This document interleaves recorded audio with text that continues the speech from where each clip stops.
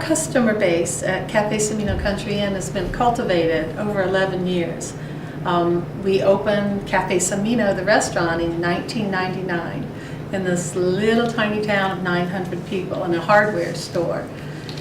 And from the beginning, knowing the way Tim cooked, I figured it'd have to be a pretty special cuisine. It would probably end up being, a destination. People would come from other places.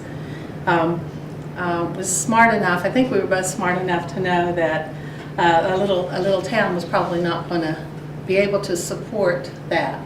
So our customer base has grown to people who not only want to come out to dinner, but those who want to linger over a bottle or two of wine and maybe go to our full bar and spend the night.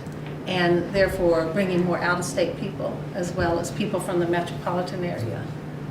In November of '92, we purchased the Cheshire Cat restaurant in downtown Buchanan and began operating as the Cheshire Cat, using their menu, and the sign didn't change or anything else. So we gradually started to create C.J. Maggie's, which we really didn't have an idea of what that was. Fortunately, we were in somewhat of an incubator situation.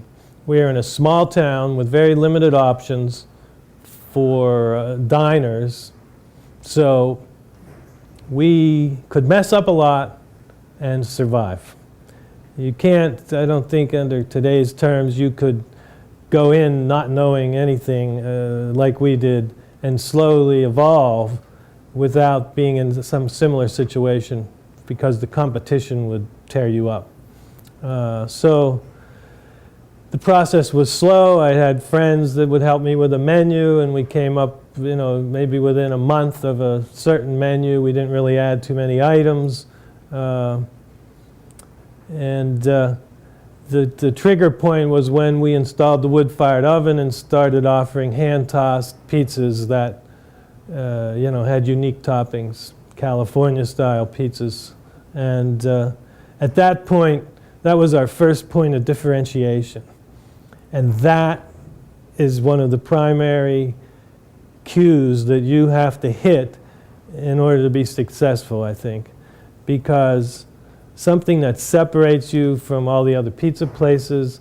We had the oven in the middle of the dining room, so there was the ambiance and the pizza throwing type of visual effect.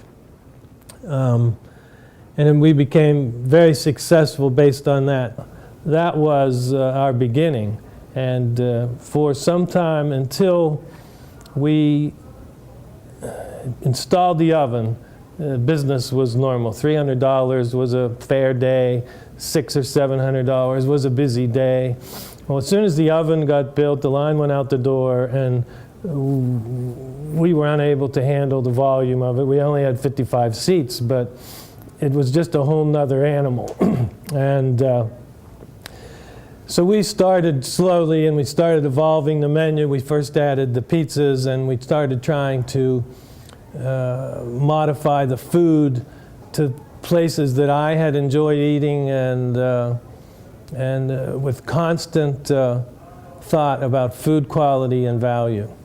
And one of the premises being that if you go to a restaurant and you have a service issue, or it's too hot or cold or something, it doesn't really matter. If the food is good and it represents value, you're going to give it another chance. But if you go to a restaurant and the food's bad, that's pretty much it. Going on that premise, we began to slowly evolve and create menus and that represented more of what we thought the feedback from the community was that we wanted to serve.